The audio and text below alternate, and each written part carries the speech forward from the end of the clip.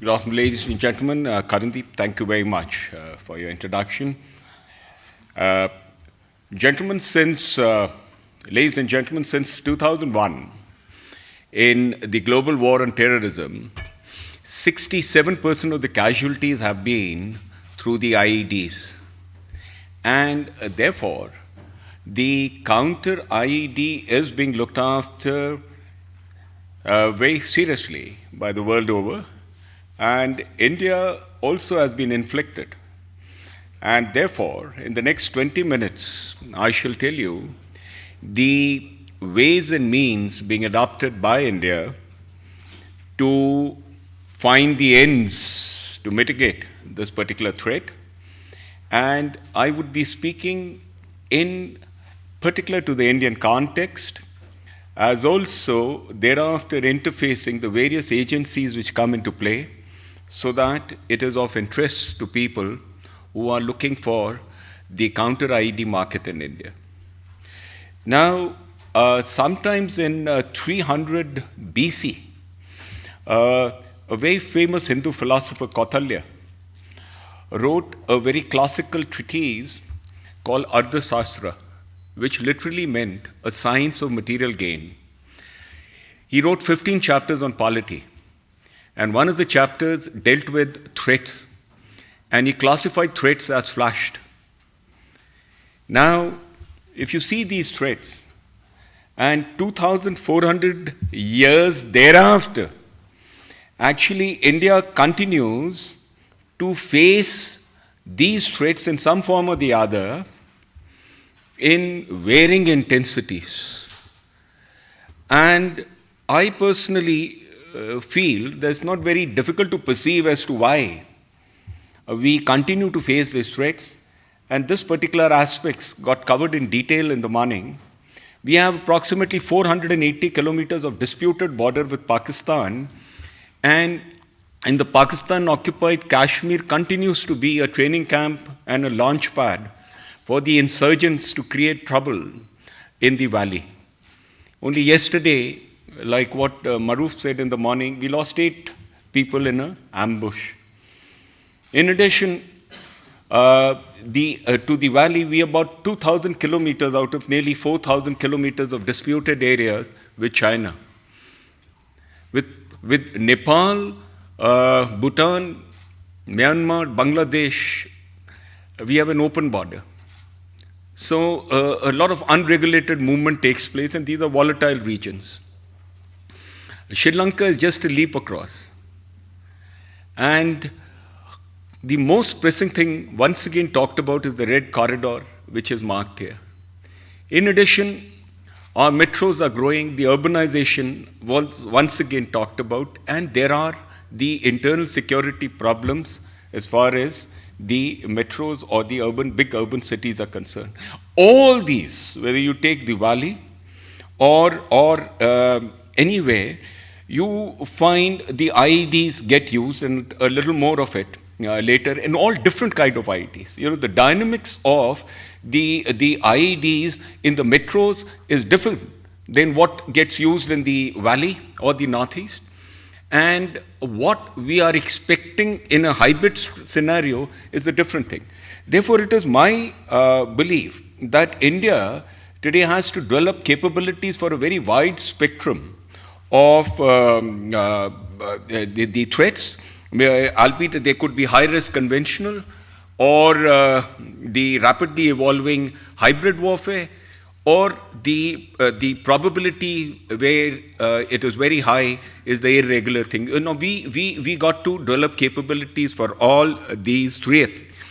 And based on my experience in the 71 war, as also having done a complete analysis of the Sri Lanka Operation Meghdut, where we went in on request of the Sri Lankan army, Sri Lankan government, as also in the height of insurgency where one was opening roads in the valley, that is post-89 in the mid-90s, when these insurgents from Afghanistan were coming in, got covered in the morning also. As also what's happening in Iraq, Afghanistan, Pakistan, and what is happening in our Red Corridor.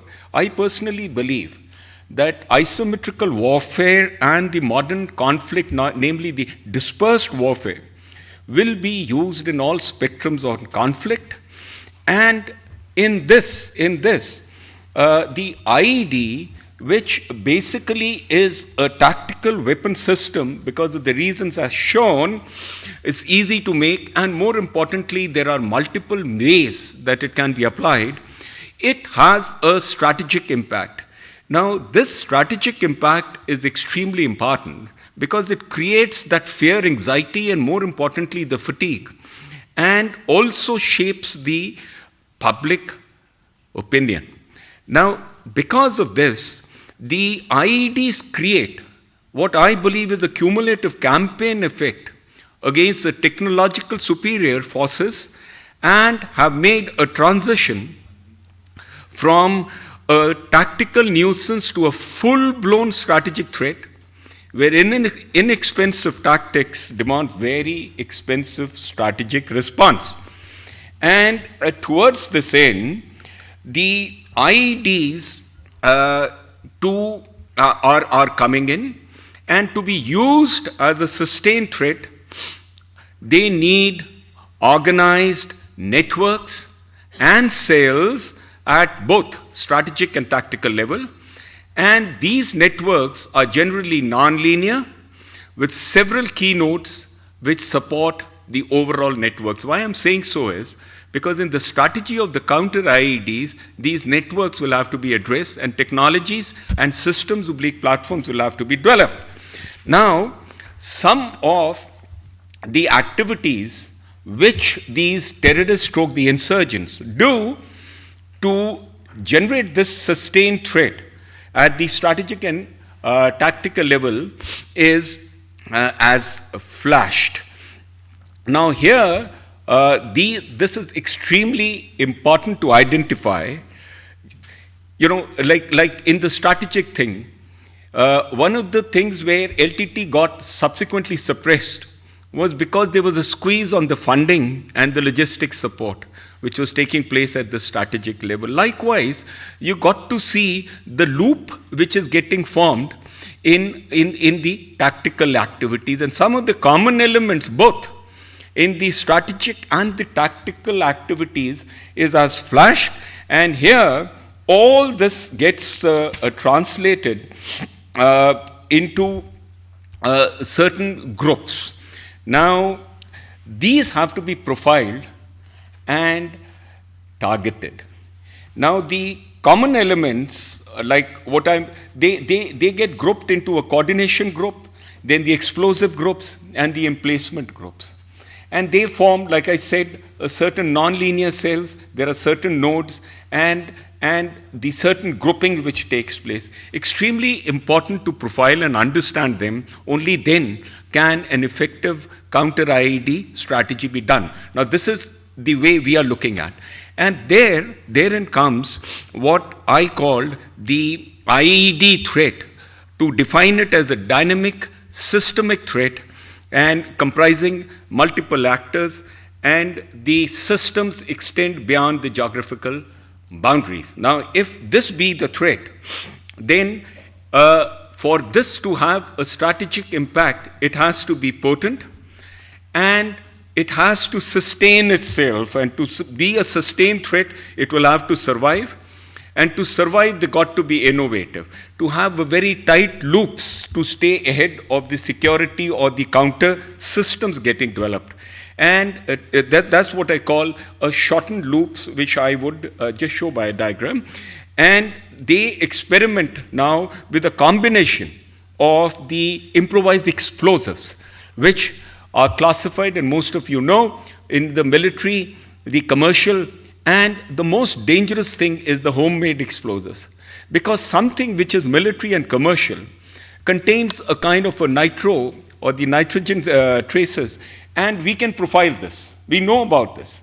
But it is the combination of the homemade explosives, which in many cases doesn't even leave any byproduct, etc. And this is where the innovation takes place and sets up a challenge for the counter ID, all the agencies which are involved in the counter agency. And wherever you're profiling a particular thing, you find in a very rapid loop, they tend to change the mixture. So this is where the technology comes in, and more on it as we get along. Now, therefore, if this be the threat, what is the counter IED vision? The counter IED vision is to reduce the effectiveness and the lethality of the IEDs, so that in the counterinsurgency area and the red corridor, there is a freedom of maneuver to the security forces to ensure that the development takes place.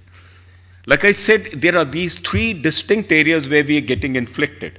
The trans-border counterinsurgency areas in the valley and the northeast, then you have the red corridor, and then we have the metros. And secondly, to prevent, this is more specific to the metros, the disruption in the socio-economic activities, etc., and all, more economic activities. So if this be the vision, the strategy is it has to be the whole of the government approach. It has to be a pan-India approach. It has to be all agencies coming together, whether it is the policy makers right on top, or the interagencies, the security forces, the R&D establishment, the scientists which are looking into the technologies, then the manufacturers which are coming in. So all the agencies have to come together. And therein there has to be a common understanding. And in this case, like I said, and I was talking to the minister during the tea break, it's peculiar to India where from region to region, from threat to threat, it varies. And towards that end, we need to build enduring capabilities. Now look at this complete thing as to how this is going to get tackled. Now, if you look into the diagram which has been flashed, or the slide which is flashed, the most important thing is to train the force. And I personally believe 60% of the effort to mitigate the IED threat actually sits with training the force. And building in all the platforms, the technologies and the platforms which come into this, building up certain centers of excellence, more on it as to how this is being done. And the second thing is attacking the network. And this is the next focus. And consequent, if they have escaped this attack on the network, and the explosive group has been able to store and take his particular IED to a particular place, and it's got placed, then that particular device will have to be defeated. So the top two circles is approximately 30% of the effort, and 10% is basically luck when you're looking at this thing. So 60, 30, 10 is how we are looking at, and this is how this complete approach is being developed. Now, to apply this particular approach, one needs to understand, like I mentioned earlier, that if there are non-linear cells and the groups and things that are happening, this is a kind of a loop which is getting made. There is a gathering, there is an IED material, then the coordinating group is working on the top and the bottom part, and the explosive group and the emplacement and the initiator groups also come in the central particular part. Now this particular loop is a dynamic loop which gets followed by the insurgent who believe the terrorists, the entire network. Network come the explosive, come the emplacement groups. Now this needs to be kept under very tight surveillance. Actually what happens is, we normally wake up after the IED either has blasted or when we detect it. That is when the emplacement group comes into play, which is rather late. Now, thereafter, you start the neutralization, stroke destruction, without it causing any harm. But it generally becomes a little late. Therefore, the first part should be or the focus one should be, you are attacking the network. And to attack the network, you got to have the following things in place. And One comes the information operations. All the intelligencies in India, we got about 20 to 21 intelligencies. We are in the process of stabilizing and operationalizing the national intergrid, the national grid. And under the national grid, we have the second thing which is going to get operational is going to be the NCTC, the National Counter-Terrorism Center. And then we have the NIA, the state forces, and as it was mentioned in the morning, it's a little complicated. Because as a federal structure, the security being a state subject, but there has to be an umbrella organization if you're looking at a pan-India approach, at the whole of the government approach. Now, this is something which is getting stabilized, and this has an impact when it comes down to acquisition and having the processes which are going to be followed, which I'll touch a little later. Then the law enforcement, where we are looking at, because when you're looking at homemade explosives, even a fertilizer like potassium nitrate mixed with a little bit of RDX to bleed the TNT, etc., can be built into an IED.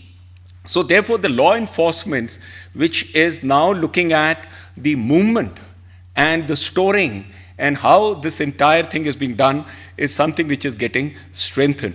In addition, the central oblique, the state forensic labs are coming in to profile a whole lot of things which I've mentioned, whether it is the geographical profiling, biometrics, etc. Now here once again is some kind of a technologies and tools which are being looked at. Where is the touch point? A little later. But these are the activities which are happening, and happening as a prime focus as far as the attacking of network is concerned. Number two is detection, which is coming, or defeating the device. Now, when you're defeating the device, specific to us, whether it is in the insurgency areas or in the metros, or it is in the red corridor which we're talking about, we're looking at the type of IEDs which are coming in. And these are getting profiled, whether they are buried IEDs. Now, if they are buried IEDs, where are we finding the buried IEDs? Because the soil condition got to be looked.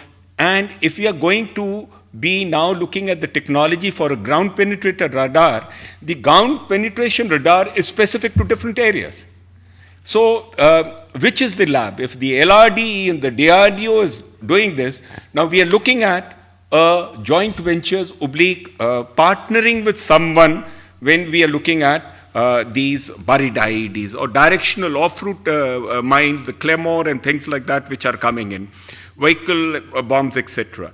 Then we are very clear that when we are looking at a detection equipment, it's not just the IEs that we are looking at the complete initiation train and the various other things which form an IED, which add to the D part, that's the initiator, trigger switch, power source, casing, etc., and the packaging, etc. Not every place there is a signature getting left. Now you profile every signature, then you're building up a library, and then you're building up the technologies which are coming in. Where all is this happening? Will come in. Plus, as far as the technologies which are getting evolved, plus the technologies that we are looking at is based on the quality detections and trace detection in particular, as also any standoff detection, as also the detection as we are looking at from the robotics coming out into this whole thing. Now, these are the particular technologies where the DRDO and certain labs are working on. Some of them, about 50% of them actually are commercially available. Now, herein, where we are coming into a breakthrough, but we firmly believe that no single technology today is giving more than 50% of assurance of detecting the particular thing. So you got to use 2 to 3 detection means in order to have a certain, or I would say 60 to 70% of an assurance that you are doing this. Now, as far as the bulk explosive detection technologies are concerned, these are the ones which are currently being used at varying places. And we are also now looking at the nuclear-based technologies which the BARC is working on. Now, once again, everyone here who has the technology is where subsequently you're going to have workshops, and I'm of course there. I can tell you as to which are the labs which are looking into these technologies, and if you've got superior thing, they're looking at joint ventures in order to leapfrog and compress the time to make breakthroughs into this thing. And this, of course, is the demolition and the neutralization means and the platforms which are getting, plus the protective equipment which comes in. More importantly, like I said, 60% of the things is going into the training part, where instead of contingency training, which was so far happening, we are now having an institutionalized mission-focused training, more so in centers of excellence which have got created. Like CRPF has been made the node for the training in IEDs, and they have opened a center of excellence close to Pune. Now, once again here, they are looking at simulations and whole lot of modernization which is taking place. So anyone with good ideas and proven technologies for improving the training, one can tell you where to go, where to find this particular market.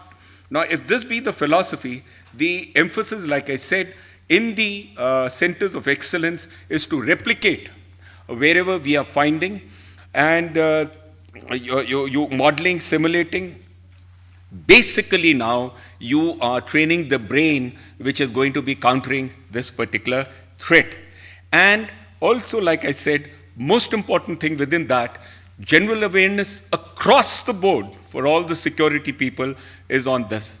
Do's and don'ts. This is getting emphasized more so with the Central Armed Police Forces and the state forces, as also the special forces, which are today involved in countering the internal security here. Though bulk of the casualties we have is because of the operational load, you tend to forget all these and then step into the IEDs, because the insurgents are also changing their particular loop very rapidly. More important, ladies and gentlemen, is the specialist training, where, like I said, the focus one is attack the network, defeat the thing, but most important is training the trainers. And this is where huge amount of technology is required at the various centers of excellence, like I've told you. And this is where we are now looking at people joining hands and assisting us, so that, once again, like what I said earlier, is to compress the time where we come in. Right, because the red light is on, so therefore, basically, if I change the word world here and say the threat is changing very fast, which is a fact, that big will not beat the small anymore, it'll be the fast beating the slow. Now, the fast, you've got to be faster than what the insurgents are doing. You've got to be faster in profiling the networks that are in operation. You've got to break into it, and the technology has to go a little beyond. And what we have seen is that the future lies in having one particular system, whether it's a bulk detection system or it is a mobile detection system, and whether it's radio control frequency, because we have powerful jammers which were in play when the complete convoy of these politicians were moving in Chhattisgarh. The remote frequencies were jamming that particular area, but the first of the IEDs which blasted and took on this particular convoy, where they wiped off 26 people, nearly the entire political leadership of that particular state of a particular party, was triggered by a wire. It was physically pulled. So you know that when you're going to be doing a particular thing like this, where they've gone down to manual means to break. So there will be an innovation, because this threat to sustain itself, you got to have this continuous innovation that they're going to have, and we need to be smarter and faster than them. Ladies and gentlemen, in conclusion, what I would say is that this particular IED threat as a potent threat is there, and is going to be there for long, and it is going to get combined not only as a standalone threat by certain insurgents or terrorists. I personally believe as a part of a hybrid kind of a war, even during state-to-state operations, You're going to have IEDs being used as a tactical weapon system with strategic impact. Now, as far as where are these technologies required, where are the centers of excellence, what is the procurement procedures, how, and which are the agencies that one has to contact. Because as far as the defense forces are concerned, the Army, Air Force, and the Navy is concerned, whatever the requirement is very well defined in the defense procurement procedures or the defense procurement for the revenue. Now, there's going to be a workshop as per the program which is going to be held. The problem or the challenge lies, which I was telling the minister also here during the tea break, is that the police forces, as it was told by Maruf also, 78,000 people as the Central Armed Police Force and nearly 1.2 to 3 million state police, and within the state police also the breakup.